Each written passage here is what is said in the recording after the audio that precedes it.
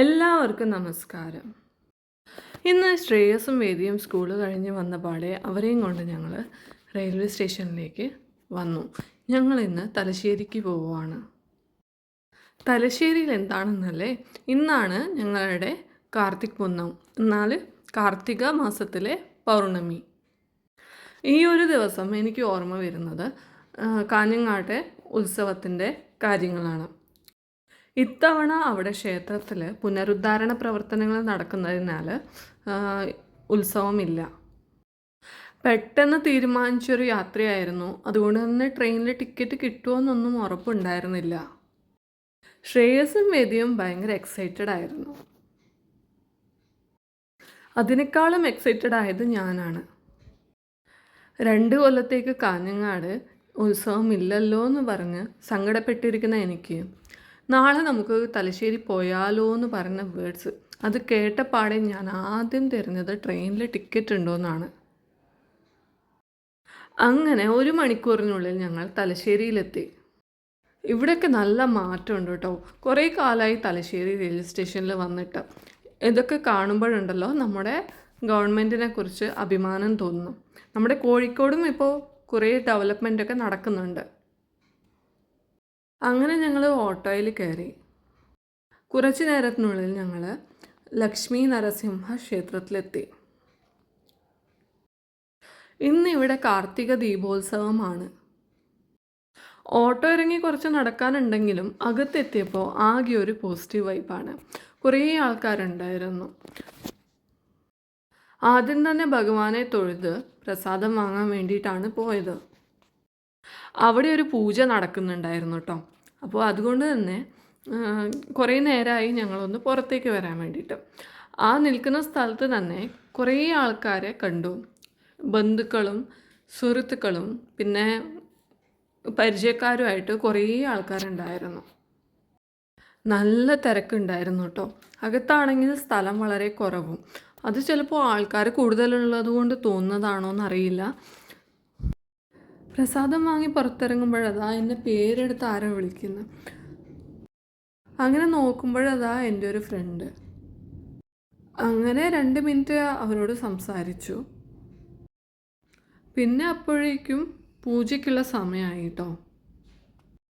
അന്നപ്രസാദം നിവേദ്യം ചെയ്യാനുള്ള പ്രദക്ഷിണമാണിത്. ഉണ്ടാക്കിയ വിഭവങ്ങളെല്ലാം ഭഗവാന് നിവേദ്യം ചെയ്ത ശേഷമാണ് എല്ലാവർക്കും വിളമ്പുന്നത്. ഈ വീഡിയോയിൽ എനിക്ക് വീഡിയോ എടുത്ത് തന്നെ കുറേ ആൾക്കാരുണ്ട് കേട്ടോ. കാർത്തിക മാസത്തിലെ പൗർണമി നാളിലാണ് കാർത്തിക ദീപോത്സവം അഥവാ കാർത്തിക് പുന്നവും ആഘോഷിക്കുന്നത്. കാഞ്ഞങ്ങാട് ഈ ആഘോഷം നടക്കുന്നത് എൻ്റെ വീട്ടിന് തൊട്ടടുത്താണ്. അതുകൊണ്ടാണ് മറ്റേത് ആഘോഷത്തെക്കാളും ഞാൻ ഈ ദിവസത്തെ കാത്തിരിക്കുന്നത്. എനിക്ക് പറ്റുന്ന സമയത്തൊക്കെ ഞാൻ പോവാറുണ്ട്. ഇനി 2 കൊല്ലത്തേക്ക് കാഞ്ഞങ്ങാട് കാർത്തിക ദീപോത്സവ ആഘോഷം ഇല്ല എന്ന് പറയുമ്പോൾ തന്നെ ഭയങ്കര ഒരു സങ്കടമായിരുന്നു കേട്ടോ. അപ്പോൾ ഇന്ന് എനിക്ക് കിട്ടിയതൊരു ലോട്ടറി പോലെയാണ്. ഇന്ന് എനിക്ക് കുറേ ആൾക്കാരെ കാണാൻ പറ്റി. എൻ്റെ കൂട്ടുകാരികൾ, പിന്നെ ബന്ധുക്കൾ, എൻ്റെ കസിൻസ്, കുറേ ആൾക്കാരുണ്ടായിരുന്നു. അങ്ങനെ എല്ലാവരോടും സംസാരിച്ചു. കാർത്തിക ദീപോത്സവം നടക്കുന്നത് വെങ്കട്ടരമണ ക്ഷേത്രങ്ങളിലാണ്. ഞങ്ങൾ ഗൗഡ സാരസ്വത ബ്രാഹ്മണരുടെ പ്രധാന ആരാധനാ മൂർത്തിയാണ്. തലശ്ശേരി ഞാനിത് 2ാം തവണയാണ് വരുന്നത്. ആദ്യത്തെ തവണ വിവാഹം കഴിഞ്ഞ് ആ വർഷമായിരുന്നു. പിന്നെ കുട്ടികളൊക്കെ ചെറുതായതുകൊണ്ട് വരാൻ പറ്റിയില്ല. പൂജ കഴിയുമ്പോഴേക്കും ഭക്ഷണത്തിനുള്ള സമയമായി. അതിനു മുമ്പ് ഒന്നും കൂടി പോയി പ്രാർത്ഥിച്ചു. ആ സമയത്ത് അധികം തിരക്കില്ലായിരുന്നു. വേദിക്ക് അവിടെ നിന്ന് ബോറടിച്ച് അവസാനം ഫ്രണ്ടിനെയും കൊണ്ട് കളിക്കാൻ തുടങ്ങി. ഈ സമയത്ത് ഞങ്ങളുടെ വീടുകളുടെ മുമ്പിലൊക്കെ മൺചിരാത് കത്തിച്ച് അലങ്കരിക്കും. കുട്ടികൾക്കാണെങ്കിൽ പടക്കം പൊട്ടിക്കാനുള്ള ആവേശമാണ്. എനിക്കും അങ്ങനെ തന്നെ ആയിരുന്നു കേട്ടോ. എൻ്റെ കുട്ടിക്കാലത്തെ ഏറ്റവും വലിയ ഓർമ്മ ഇതൊക്കെ തന്നെയാണ്. ഇപ്പോൾ വിവാഹം കഴിഞ്ഞ് കോഴിക്കോട് വന്ന ശേഷമാണ് അതൊക്കെ എത്ര ഫേവറേറ്റ് ആയിരുന്നു എന്ന് മനസ്സിലാവുന്നത്. ലഡ്ഡു വഴിപാടാണ് ഇവിടെ പ്രധാനം. ഞങ്ങളുടെ വിവാഹം കഴിഞ്ഞ വർഷം ഞങ്ങളും ചെയ്തിരുന്നു. ഇത്തവണ ഓരോരുത്തർക്കും 65 ലഡ്ഡു ഉണ്ടായിരുന്നു. അത് ഞങ്ങൾ ഇവിടെ വന്നിട്ട് എല്ലാവർക്കും ഡിസ്ട്രിബ്യൂട്ട് ചെയ്തു. ഭക്ഷണം അടിപൊളിയായിരുന്നു, ഒന്നും പറയാനില്ല. ഇത് രാത്രി സമയമാണ്, കാഞ്ഞങ്ങാടാണെങ്കിൽ പകൽ സമയമാണ്. അത് മാത്രമല്ല വനഭോജനമാണ് കാർത്തിക ദീപോത്സവത്തിന്. അപ്പോൾ അത് പുറത്ത് വെച്ചിട്ടാണ് ചെയ്യുന്നത്. ഇവിടെ അമ്പലത്തിനുള്ളിൽ ആണെന്നുള്ള വ്യത്യാസമേ ഉള്ളൂ. പിന്നെ ഇതൊക്കെ കഴിഞ്ഞ് കുറേ നേരത്തിന് ശേഷമാണ് ഉത്സവം തുടങ്ങുന്നത്. ഇതാണ് ലാൽക്കി. ഇതിൽ ഉത്സവമൂർത്തിയെ ഇരുത്തിയിട്ട് ക്ഷേത്രത്തിനു ചുറ്റും പ്രദക്ഷിണം വയ്ക്കും. 5 പ്രദക്ഷിണമാണ് വെക്കാറ്. ഭഗവാനെ ലാൽക്കിയിൽ ഇരുത്തി പ്രധാനമായും 5 പ്രദക്ഷിണങ്ങളാണ് ചെയ്യുന്നത്.